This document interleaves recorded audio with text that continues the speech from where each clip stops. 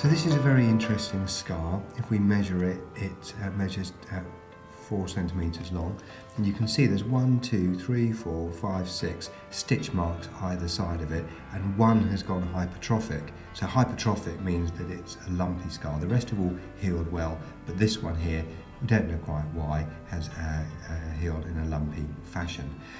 Now, what's interesting about this scar is it's obviously been sewn up with interrupted over and over stitches.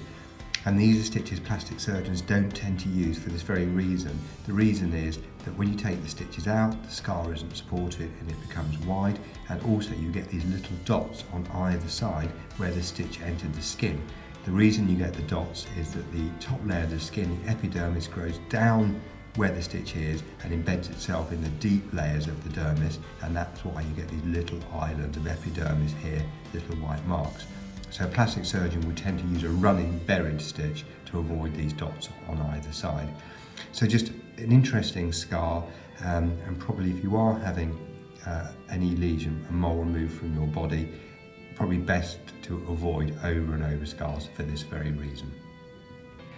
So we call it sometimes a woodlouse scar because it's got a body of a woodlouse and it's got the marks on either side.